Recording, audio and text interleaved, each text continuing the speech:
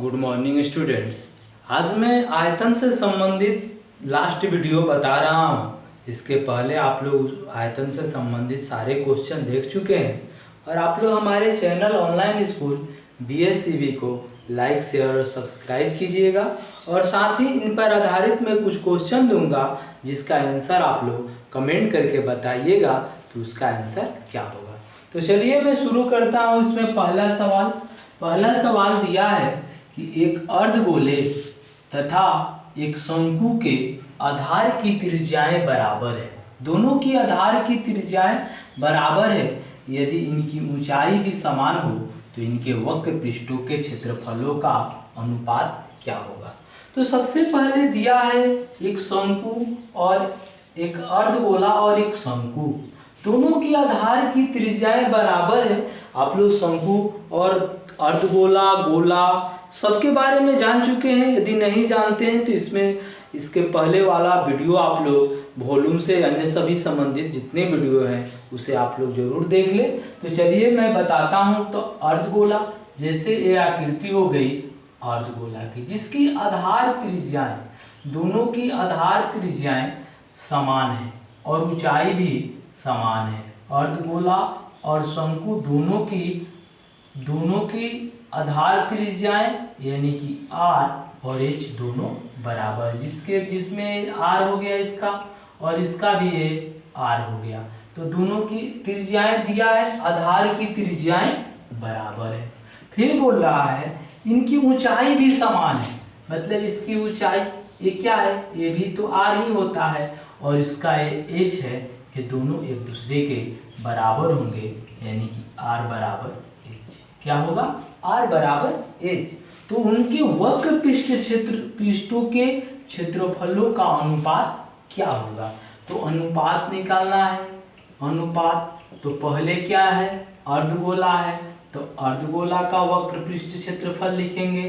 अर्धगोला का वक्र पृष्ठ क्षेत्रफल, अर्धगोला का वक्र पृष्ठ क्षेत्रफल बटा में लिखेंगे।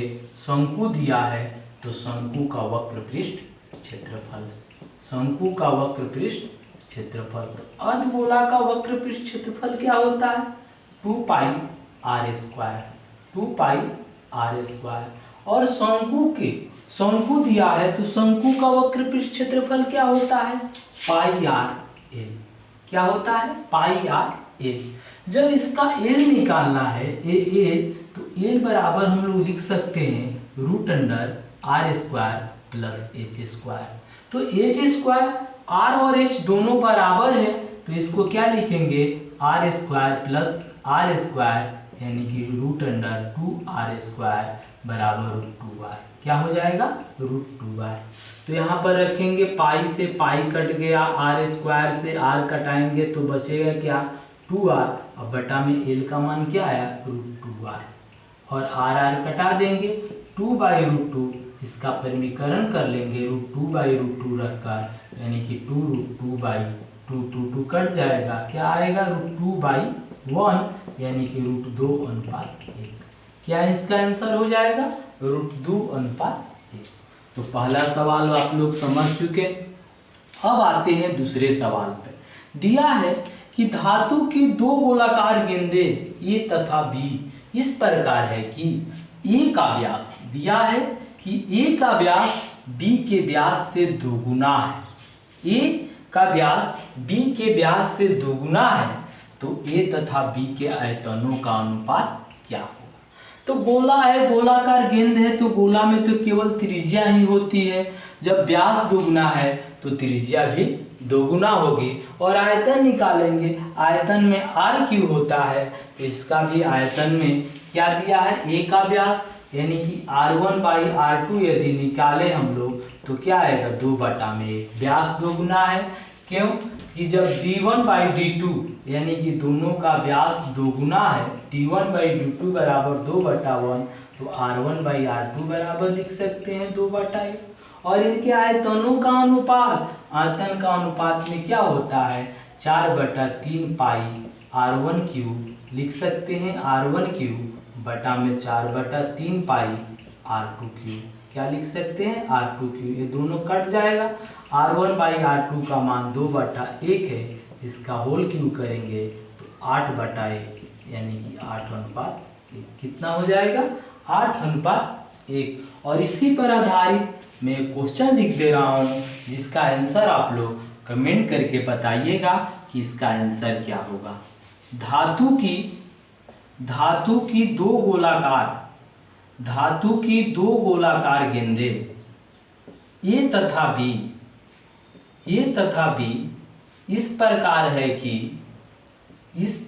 है कि ए का व्यास बी के व्यास से तिगुना है, तिगुना है। ए तथा बी के आयतनों का अनुपात क्या होगा? ए तथा बी के आयतनों का अनुपात क्या होगा? इसका आंसर आप लोग कमेंट करके बताइएगा कि इसका आंसर क्या होगा। अब आते हैं 3 नंबर सवाल पे। पहला और दूसरा सवाल आप लोग समझ चुके।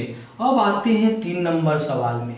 3 नंबर सवाल दिया है कि एक शंकु तथा एक बेलन के आधारों के क्षेत्रफल समान है तथा इनके वक्र पृष्ठ के क्षेत्रफल भी समान है।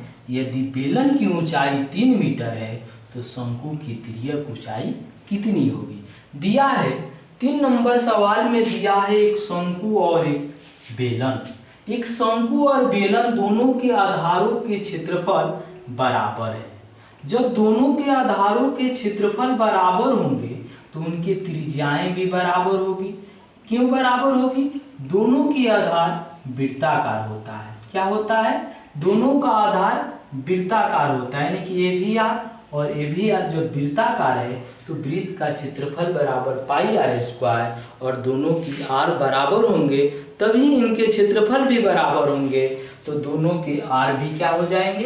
बराबर। आधार का क्षेत्रफल बराबर है तो इनकी त्रिज्या भी बराबर होगी। जब त्रिज्या बराबर है और साथ में दिया है इनके वक्र पृष्ठों के क्षेत्रफल भी समान है, इनके वक्र पृष्ठों के क्षेत्रफल भी समान है, तो शंकु का वक्र पृष्ठ क्षेत्रफल बराबर बेलन का वक्र पृष्ठ क्षेत्रफल। शंकु का वक्र पृष्ठ क्षेत्रफल बराबर बेलन का वक्र पृष्ठ क्षेत्रफल। बेलन का वक्र पृष्ठ क्षेत्रफल लिखेंगे। और शंकु का वक्र पृष्ठ क्षेत्रफल कितना होता है? πr, और बेलन का कितना होता है? 2πr। अब इसे कटाएं, पाई कट जाएगा, r भी कट जाएगा। l बराबर 2h दिया है तो h की मान कितना दिया हुआ है? h की मान बेलन की ऊंचाई 3 मीटर है, ऊंचाई दी हुई है 3 मीटर, तो हमें l निकालना है तो 2 × 3 बराबर 6 मीटर। ये भी सवाल आप लोगों को आसानी से समझ में आ रहा है। और इसी पर आधारित मैं क्वेश्चन लिख दे रहा हूँ, जिसका आंसर आप लोग कमेंट करके बताइएगा कि इसका आंसर क्या होगा। 3 नंबर सवाल पे एक शंकु तथा एक बेलन के आधारों के क्षेत्रफल समान है, तथा इनके वक्र पृष्ठों के क्षेत्रफल भी समान है, ये समान है। यदि बेलन की ऊंचाई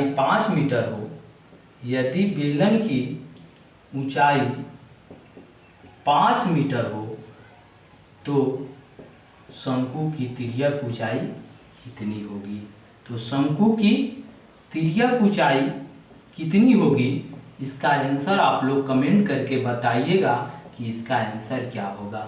तो पहला, दूसरा और तीसरा सवाल, ये तीनों सवाल आप लोग समझ चुके।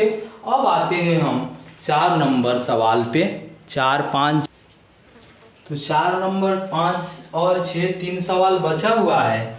इसके पहले आप लोग देखिए,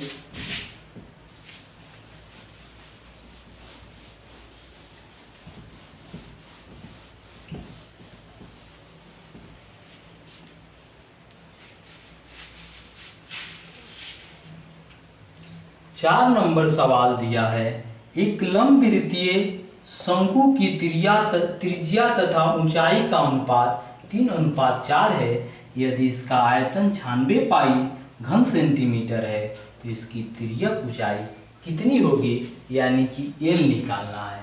इस शंकु दिया हुआ है जिसका आयतन कितना दिया हुआ है, 96 पाई घन सेंटीमीटर। इसकी तिर्यक ऊंचाई हमें ज्ञात करना है। इसकी दिया है त्रिज्या, तो मान लीजिए इसे 3:4 में है तो 3x, इसको मान लेते हैं 4x, और पूरा आयतन दिया हुआ है 96 पाई घन सेंटीमीटर। तो इसकी तिर्यक ऊंचाई यानी कि एल हमें ज्ञात करना है। तो सबसे पहले शंकु का आयतन का सूत्र पर लिखेंगे। शंकु का आयतन बराबर क्या होता है, 1/3 पाई आर स्क्वायर एच। इसका मान दिया हुआ है 96 पाई। पाई पाई तो कटा सकते हैं, 1/3 गुना आर स्क्वायर। त्रिज्या दिया हुआ है 3:4 में त्रिज्या तथा ऊंचाई, तो त्रिज्या को 3x माने तो 3x गुना 3x और गुना h का मान 4x बराबर 96। 3 और 3 कट जाएगा, यानी कि 3 चौका 12 x³ बराबर 96, और 96 से इसे कटाएंगे तो x³ बराबर 96/12, 12/96, x³ बराबर 8, और 8 का घनमूल निकालेंगे तो कितना हो जाएगा, 2। x बराबर कितना आ गया, 2, तो r बराबर 3x है तो 3 दूनी 6 सेंटीमीटर, और h बराबर 4x है तो 4 दूनी 8 सेंटीमीटर। अब हमें l निकालना है, तो l बराबर क्या लिखेंगे, √r² प्लस h² 6² प्लस 8 का स्क्वायर, यानी कि 36 प्लस 64 बराबर √100 बराबर कितना हो जाएगा, 10 सेंटीमीटर। कितना हो जाएगा, 10 सेंटीमीटर। और इसी पर आधारित मैं क्वेश्चन लिख दे रहा हूँ जिसका आंसर आप लोग कमेंट करके बताइएगा कि इसका आंसर क्या होगा। दिया है एक लंबवृत्तीय शंकु की त्रिज्या तथा ऊंचाई का अनुपात 5:12 है। 5:12 है। यदि इसका आयतन 100 पाई घन सेंटीमीटर है, कितना, 100 पाई घन सेंटीमीटर है, तो इसकी तिर्यक ऊंचाई कितनी है। तो इसकी तिर्यक ऊंचाई यानी कि एल निकालना है, तिर्यक ऊंचाई कितनी है, इसका आंसर आप लोग कमेंट करके बताइएगा कि इसका आंसर क्या होगा। तो 4 नंबर सवाल भी समझ चुके। अब आते हैं 5 नंबर में। दिया है कि 10 सेंटीमीटर त्रिज्या के एक ठोस गोले को पिघलाकर 12 बराबर त्रिज्या वाले 8 ठोस गोले में ढाला गया है। ऐसे प्रत्येक गोले की त्रिज्या कितनी होगी।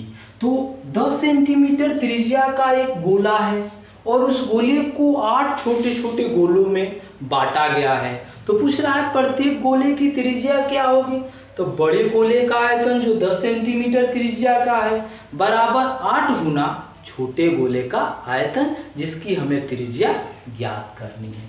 क्या लिखेंगे इसमें, सबसे पहले बड़े गोले का आयतन, और इसी को हम छोटे छोटे 8 गोले में बांटा गया है, यानी कि 8 गुना छोटे गोले का आयतन लिख सकते हैं। छोटे गोले का आयतन, तो गोले का आयतन बराबर 4/3 पाई r³ होता है।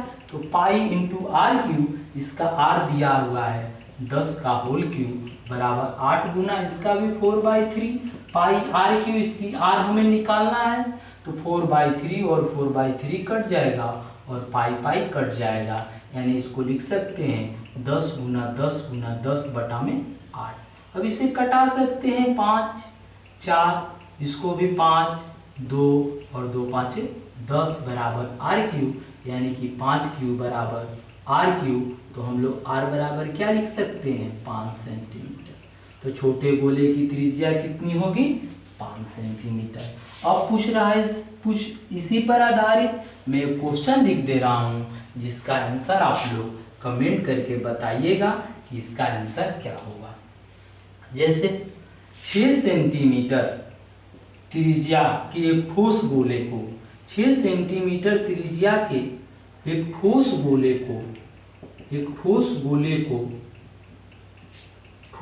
को पिघलाकर बराबर त्रिज्या वाले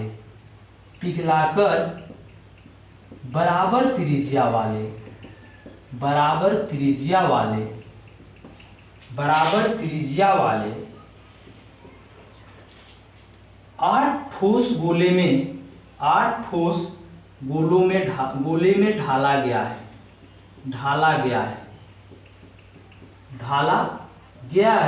है।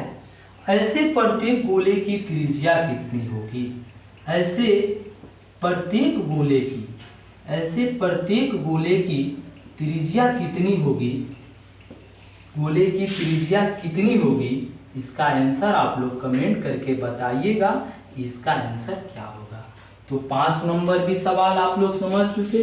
अब आते हैं 6 नंबर सवाल पे। 6 नंबर सवाल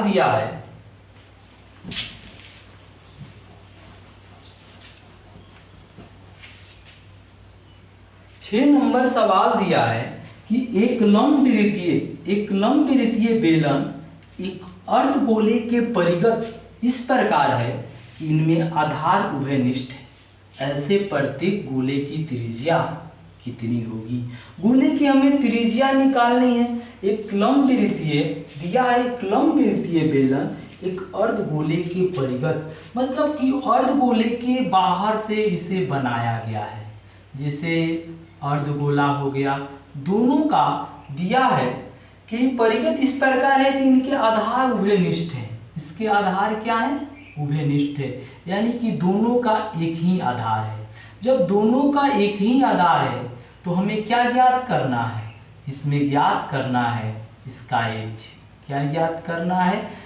अर्धगोले की त्रिज्या। क्या निकालना है? गोले की त्रिज्या, यानी कि अर्धगोला है उसी की त्रिज्या निकालनी है हमें। तो जब आधार दोनों का समान है और दोनों का आधार वृत्ताकार है तो दोनों की त्रिज्याएं तो एक ही होगी यार। और बेलन की ऊंचाई क्या होगी? अर्धगोले की ऊंचाई की बराबर होगी। तो अर्धगोले की ऊंचाई इसमें क्या होगा? r ही होगा, यानी कि h बराबर क्या होगा? r होगा। तो गोले की क्या कह रहा है? एक लंब वृत्तीय बेलन एक अर्धगोले के परिगत इस प्रकार है कि इनके आधार उभयनिष्ठ है। तो ऐसे प्रत्येक गोले की त्रिज्या कितनी होगी? तो यहाँ पर त्रिज्या नहीं, ऐसे इसमें लिखा जाएगा कि इनके आधार उभयनिष्ठ हैं तो इनके आयतनों का अनुपात क्या होगा? क्या होगा इसमें सवाल?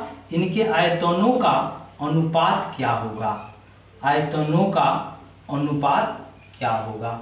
आगे वाला सवाल ही यहाँ पर रिपीट लिखा गया है। इसका आयतनों का अनुपात क्या होगा? तो इनके आयतनों का अनुपात हमें निकालना है। तो आयतन का अनुपात निकालना है तो अनुपात बराबर लिखेंगे। पहले क्या दिया है? लंब वृत्तीय बेलन का आयतन होता है πr² और अर्धगोला का आयतन होता है 2/3 πr³ और h किसके बराबर है? r के बराबर है। तो पाई इंटू r² r और ये 3 ऊपर चला जाएगा और इसे लिखेंगे πr³। पाई भी कटा सकते हैं r² से और r से r³ कट जाएगा तो क्या बचेगा हम लोगों का? 3/1 यानी कि 3:1। क्या होगा इसका आंसर? 3:1। ये तो आप लोगों को समझ में आ रहा है। और बस इतना ही।